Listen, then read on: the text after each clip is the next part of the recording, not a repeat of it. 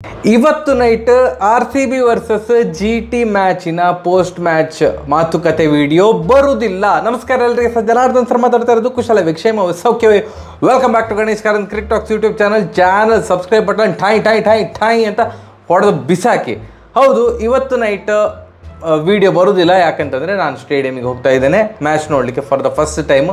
ಸುಮಾರು ಜನರಿಗೆ ಗೊತ್ತುಂಟು ಅಂತ ಅಂದ್ಕೊಂಡಿದ್ದೇನೆ. ಕೆಲವರು ಬರೀ RCB ಪ್ರಿವ್ಯೂ ಮ್ಯಾಚ್ ಮತ್ತು ಪೋಸ್ಟ್ ಮ್ಯಾಚ್ ವೀಡಿಯೋ ಮಾತ್ರ ನೋಡ್ತಾರೆ, ಅವ್ರಿಗೆ ಗೊತ್ತಿರೋದಿಲ್ಲ ಅಂತ ಇದರಲ್ಲಿ ಹೇಳ್ತಾ ಇದ್ದೇನೆ. ಕೆಲವರು ಈ ವಿಡಿಯೋಸು ನೋಡೋದಿಲ್ಲ, ಕೇವಲ RCB ಮ್ಯಾಚ್ ಮುಗ್ದ ಕೂಡಲೇ ವಿಡಿಯೋ ನೋಡ್ತಾರೆ. ಬಟ್ ನಾನು ಸುಮಾರು ವಿಡಿಯೋದಲ್ಲಿ ಹೇಳಿರೋದ್ರಿಂದಾಗಿ ನೀವು ಮತ್ತೆ ಪುನಃ ನಾನು ನಿದ್ದೆ ಬಿಟ್ಟುಕೊಂಡು ಕಾಯ್ತಿದ್ದೆ, ಯಾಕೆ ವಿಡಿಯೋ ಬರಲಿಲ್ಲ ಅಂತ ಇನ್ಸ್ಟಾಗ್ರಾಮಲ್ಲಿ ನನಗೆ ಮೆಸೇಜ್ ಮಾಡಿ ಕೇಳಿದರೆ ನಾ ಜವಾಬ್ದಾರ ಅಲ್ಲ. ಎಷ್ಟು ಸಲ ಹೇಳಲಿಕ್ಕಾಗ್ತದೋ ಅಷ್ಟು ಸಲ ಹೇಳಿದ್ದೇನೆ ಇವತ್ತು ನೈಟ್ ವಿಡಿಯೋ ಬರೋದಿಲ್ಲ ಅಂತ. ಇವತ್ತು GT ವಿರುದ್ಧ ನಮ್ಮ ಪಂದ್ಯ ನಮ್ಮ ತವರು ನೆಲದಲ್ಲಿಯೇ. ಮೊನ್ನೆ ನಾವು ಅಹಮದಾಬಾದಿಗೆ ಹೋಗಿ GTಯನ್ನು ಹಣ್ಣುಗಾಯಿ ನೀರ್ಗಾಯಿ ಮಾಡಿ ಹೊಡೆದು ಬಿಸಾಕಿ ಬಂದಿದ್ದೆವು. ಈಗ ಅವರು ಇಲ್ಲಿಗೆ ಬಂದಿದ್ದಾರೆ. ಇವಾಗ ನಾವು ವಾಪಸ್ಸು ಅವರಿಗೆ ಹಣ್ಣುಗಾಯಿ ನೀರ್ಗಾಯಿ ಮಾಡಿ ಹಾಕಿ ಅವ್ರನ್ನ ಕಳಿಸಬೇಕು. ನಾವು ಅಲ್ಲಿಂದ ಬಂದಿದ್ದೆವು, ಈಗ ಅವ್ರನ್ನ ವಾಪಸ್ ಕಳಿಸಬೇಕು ಅಲ್ಲಿಗೆ. ಯಾಕಂತಂದರೆ ಈ ಎರಡೂ ತಂಡಕ್ಕೆ ಸಹ ಈಗ ಜಯದ ಅಗತ್ಯ ತುಂಬ ಉಂಟು. ನಾನು ಈಗ ಸಹ ಹೇಳ್ತೇನೆ, ನಾವು ಪ್ಲೇ ಆಫಿಗೆ ಹೋಗ್ತೇವೆ ಬಿಡ್ತೇವೆ, ಅದು ಸೆಕೆಂಡರಿ, ಏನು ಆಸೆ ಗೀಸೆ ಏನಿಲ್ಲ. ಬಟ್ ಬೇರೆಯವರು ಹೋಗೋದಾಗೆ ತಡಿಬೇಕು. ವಿಘ್ನ ಸಂತೋಷಿ ಆಗೋದ್ರಲ್ಲಿ ಏನು ಕೂಡ ತಪ್ಪಿಲ್ಲ ಅಲ್ವಾ? ವಿಘ್ನ ಸಂತೋಷಿ ಆಗುವ. ನಮ್ಮಕ್ಕಿಂತ ಸಹ ಜಾಸ್ತಿ ಜಯದ ಒಂದು ನಿರೀಕ್ಷೆ ಅನ್ನೋದಕ್ಕಿಂತ ಸಹ ಜಯ ಬೇಕೇ ಬೇಕು ಅನ್ನುವಂತಹ ಹಠ ಈಗ GTಗೆ ಉಂಟು. ಯಾಕಂತಂದರೆ ಅವರು ಫಸ್ಟ್ ಇಯರ್, ಅದು GTಯ 3ನೇ ಆವೃತ್ತಿ ಈ ವರ್ಷ. 2 ಆವೃತ್ತಿಗಳಲ್ಲಿ ಭಯಂಕರ ಪ್ರಚಂಡ ಪ್ರದರ್ಶನ ಕೊಟ್ಟಿದ್ದಂತಹ GT ಈ ಸಲ ಈ ಥರ ಮಂಕು ಹೊಡೆದಿರೋದು ಅವರಿಗೆ ಸಹ ಶಾಕ್ ಆಗಿರ್ಬೋದು. ಎಂತ ಹಾರ್ದಿಕ್ ಪಾಂಡ್ಯ ಹೋದ ಕೂಡಲೇ ಹಾಗಾದ್ರೆ ಇಷ್ಟು ವೀಕ್ ಆಯಿತಾ ತಂಡ, ಅಥವಾ ಶಮಿಯ ಅನುಪಸ್ಥಿತಿಯಲ್ಲಿ ಈ ರೇಂಜಿಗೆ ವೀಕ್ ಆಯಿತಾ? ಅವರಿಬ್ಬರು ಹೋಗಿದ್ದಕ್ಕೆ ವೀಕ್ ಆದದಲ್ಲ. ವೀಕ್ ಆದದ್ದು ಯಾಕೆ? ಅವರ ಮೇನ್ ಸ್ಟಾರ್ ಪ್ಲೇಯರ್, ಅವರ ಮೇನ್ ಪ್ಲೇಯರ್, ಅವರ ಕ್ಯಾಪ್ಟನ್ ಶುಭ್ಮನ್ ಗಿಲ್ ಅವರು ಆಲ್ ಆಫ್ ಅ ಸಡನ್ ಈ ರೇಂಜಿಗೆ ಔಟ್ ಆಫ್ ಫಾರ್ಮ್ಗೆ ಹೋಗಿರೋದು ತಂಡಕ್ಕೆ ಸಿಕ್ಕಾಬಟ್ಟೆ ದೊಡ್ಡ ಹೊಡೆತ. ಅಲ್ಲಿ ಸಾಯಿ ಸುದರ್ಶನ್ ಅವರು ಭಯಂಕರ ಕನ್ಸಿಸ್ಟೆಂಟಾಗಿ ಆಡ್ತಾ ಇದ್ದಾರೆ. ಬಟ್ ಒಬ್ಬ ಆಡಿದ್ದು ಸಾಕಾಗೋದಿಲ್ಲಲ್ಲ, it's a team game.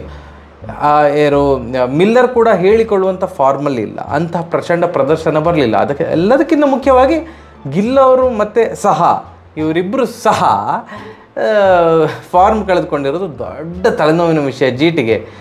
Especially Gill ಫಾರ್ಮಿಗೆ ಬಂದರೆ ಮ್ಯಾಚ್ ಭಯಂಕರ ಬಾಯಿಗೆ ಬರ್ತದೆ ನಮಗೆ ಅಂತ ಅನ್ನಿಸ್ತಾ ಉಂಟು. ನೋಡಿ, RCB ಫಸ್ಟ್ ಬ್ಯಾಟಿಂಗ್ ಮಾಡಿದರೆ ಮಿನಿಮಮ್ 220 ಹೊಡಿಬೇಕು.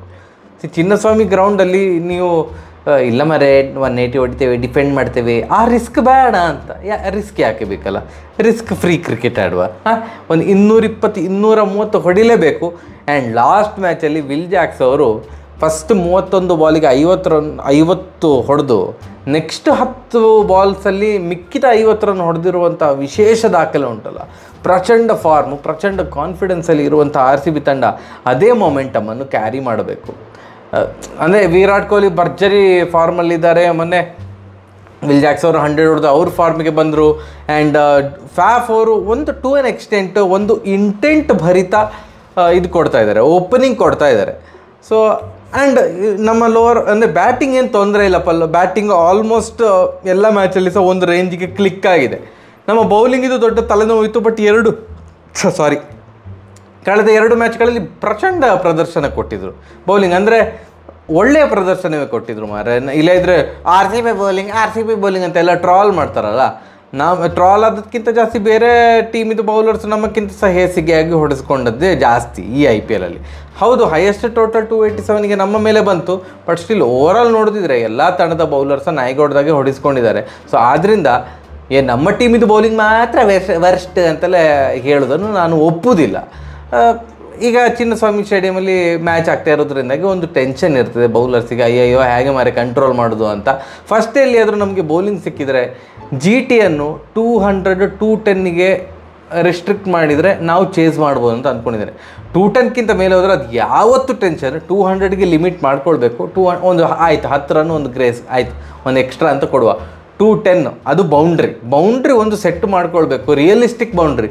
ಸುಮ್ಮನೆ 150ಕ್ಕೆ ನಾವು ಅವ್ರನ್ನ ರಿಸ್ಟ್ರಿಕ್ಟ್ ಮಾಡ್ತೇವೆ ಅಂತ ಅದು ಸುಮ್ಮನೆ ಏನೋ ಅತಿಯಾದ ಆತ್ಮವಿಶ್ವಾಸ ಇಟ್ಕೊಂಡು ಬೌಲಿಂಗಿಗೆ ಹೋಗೋದು. ಮತ್ತು ಫಸ್ಟ್ 6 ಓವರಲ್ಲಿ ಹೊಡಿಸ್ಕೊಂಡು ಇವರು ಪೂರ್ತಿ ಒದ್ದೆ ಮಾಡಿಕೊಂಡು ಕಾನ್ಫಿಡೆನ್ಸ್ ಎಲ್ಲ ಕಳಿಸ್ಕೊಂಡು ಮತ್ತು 250 ಹೊಡಿಸ್ಕೊಳ್ಳೋದಕ್ಕಿಂತ ಪ್ರಾಕ್ಟಿಕ್ಯಾಲಿಟಿ ಇಟ್ಕೊಂಡು ಈ ಗ್ರೌಂಡಲ್ಲಿ 200 210 ರನ್ ಬಿಟ್ಟು ಕೊಟ್ಟರೆ ಚೇಸ್ ಮಾಡಬಹುದು ಅನ್ನುವಂಥ ಒಂದು ಅಂದರೆ ಪ್ರಾಕ್ಟಿಕ್ಯಾಲಿಟಿ ಇರಬೇಕು.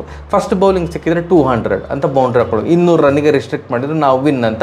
ಅದಕ್ಕೆ ಪ್ರತಿಯಾಗಿ ಚೇಸಿಂಗಲ್ಲಿ ಎಲ್ಲ ಎಸ್ಪೆಷಲಿ ಟಾಪ್ ಆರ್ಡರ್ ಬ್ಯಾಟ್ಸ್ಮೆನ್ನು ಫೈರ್ ಆಗಲೇಬೇಕು. ಅವರು ಫೈರ್ ಆದ ಕೂಡಲೇ ಏನಾಗ್ತದೆ, ಮತ್ತು ವಿಕೆಟ್ ಹೋದರೆ ಸಹ middle order, lower middle order ಬಂದು ಚಿಕ್ಕ ಪುಟ್ಟ ಒಂದು ಇನ್ನಿಂಗ್ಸ್ ಆಡಿ ಗೆಲ್ಲಿಸಿ ಕೊಡ್ತಾರೆ.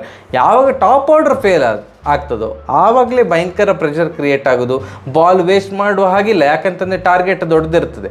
ಸೊ ಯಾರೆಲ್ಲ ಮಿಡ್ಲ್ ಆರ್ಡರ್, ಲೋವರ್ ಮಿಡ್ಲ್ ಆರ್ಡ್ರಲ್ಲಿ ಬರ್ತಾರಲ್ಲ ಅವರಿಗೆ ಎಕ್ಸ್ಟ್ರಾ ಪ್ರೆಷರ್, ಟಾರ್ಗೆಟ್ ಜಾಸ್ತಿ ಇದ್ದಾಗ ಎಲ್ಲಿಯಾದರೂ ಟಾಪ್ ಆರ್ಡ್ರಲ್ಲಿ ಬೇಗ ವಿಕೆಟ್ ಹೋದರೆ ಅಥವಾ ತುಂಬ ಕಡಿಮೆ ಸ್ಟ್ರೈಕ್ ರೇಟಲ್ಲಿ ತುಂಬ ನಿಧಾನವಾಗಿ ಆಡಿ ಒಂದು 8 ಓವರಿಗೆ 48, 10 ಓವರಿಗೆ 65 ಹೊಡೆದು 3 ವಿಕೆಟ್ ಹೋದರೆ, ಮಿಕ್ಕಿದಂಥ 10 ಓವರಲ್ಲಿ 130, 140 ಹೊಡಿಬೇಕು ಅಂತೆಲ್ಲ ಪರಿಸ್ಥಿತಿ ನಿರ್ಮಾಣ ಆದಾಗ ಬರುವಂಥ ಬ್ಯಾಟ್ಸ್ಮನ್ಗೆ ಸಹ ಪೂರ್ತಿ ಅವನು ಒದ್ದೆ ಹಾಕ್ಕೊಂಡೇ ಬರ್ತಾನೆ. ಆಡಿ ಒದ್ದೆ ಆಗಬೇಕಂತಿಲ್ಲ, ಅವನು ಕ್ರೀಸಿಗೆ ಬರೋವಾಗಲೇ ಪೂರ್ತಿ ಒದ್ದೆ ಆಗಿರ್ತಾನೆ.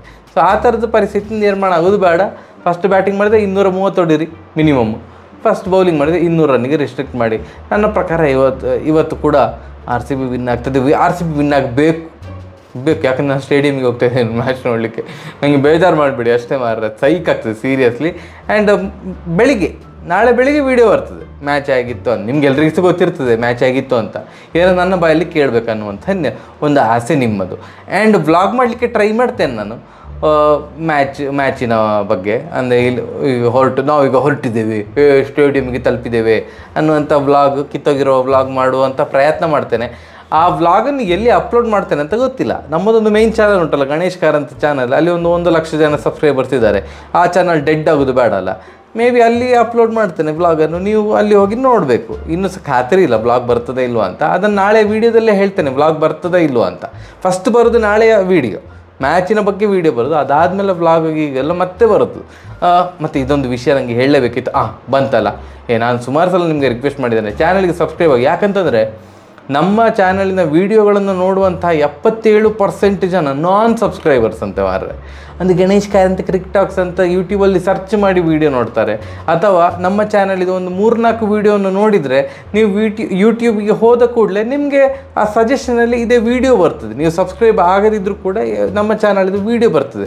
ಸೊ ಆದ್ದರಿಂದ ನಿಮಗೆ ಸಬ್ಸ್ಕ್ರೈಬ್ ಆಗಲಿಕ್ಕೆ ಮರೆತು ಹೋಗಿರ್ಬೋದು. ಮತ್ತೆ ಪುನಃ ರಿಮೈಂಡ್ ಮಾಡ್ತಾ ಇರೋದು, 77% ಜನ ನಾನ್ ಸಬ್ಸ್ಕ್ರೈಬರ್ಸೇ ವೀಡಿಯೋ ನೋಡಿದಾಗ ತಲೆಯೆಲ್ಲ ಹಾಳಾಗೋಗ್ತದೆ. ದಯವಿಟ್ಟು ಸಬ್ಸ್ಕ್ರೈಬ್ ಆಗಿ ವೀಡಿಯೋ ನೋಡಿ ಅನ್ನುವಂಥ ಒಂದು ಸವಿನಯ ಪ್ರಾರ್ಥನೆ.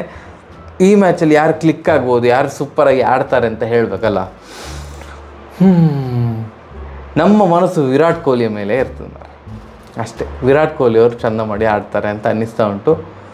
And key wicket Shubman Gill ಅವ್ರದ್ದು ವಿಕೆಟ್ ಬೇಗ ತೆಗಿಲೇಬೇಕು, ಇಲ್ಲದಿದ್ದರೆ ಪ್ರಳಯ ಅಂತಕಾರಿ. ಅದು ಭಯಂಕರ ಕೆಪಾಸಿಟಿ ಇರುವಂಥ ಆಟಗಾರ ಶುಭ್ಮನ್ ಗಿಲ್. ಅವರ ವಿಕೆಟ್ ಬೇಗ ತೆಗಿಬೇಕು. ಕೊಹ್ಲಿ ಅವರು ಚೆಂದ ಮಾಡಿ ಆಡ್ತಾರೆ ಅಂತ ಅನ್ನಿಸ್ತಾ ಉಂಟು. ನಿಮಗೆ ಅಂತ ಅನ್ನಿಸ್ತದೆ ದೇವರೇ ಮಳೆ ಬರೋದಿರಲಿ ಮಾರ್ರೆ. ಈಗ ನಿನ್ನೆಯಿಂದ ಮಳೆ ಸ್ಟಾರ್ಟ್ ಆಗಿದೆಲ್ಲ ಬೆಂಗಳೂರಲ್ಲಿ, ಮಳೆ ಒಂದು ಹೊರ ಸಾಕು. ನಿಮ್ಗೆ ಅಂತ ಅನ್ನಿಸ್ತದೆ ಯಾರು ವಿನ್ ಆಗಬಹುದು? ಫಸ್ಟ್ ಬ್ಯಾಟಿಂಗ್ ಮಾಡಿದರೆ RCB ಎಷ್ಟು ಹೊಡಿಬೇಕು, ಫಸ್ಟ್ ಬೌಲಿಂಗ್ ಮಾಡಿದರೆ ಎಷ್ಟಕ್ಕೆ ರಿಸ್ಟ್ರಿಕ್ಟ್ ಮಾಡಬೇಕಂತ ಕಮೆಂಟ್ ಸೆಕ್ಷನಲ್ಲಿ ತಿಳಿಸಿ. ಸರಿಯಾಗಿರೋ ಬರುವ. ನಮಸ್ಕಾರ.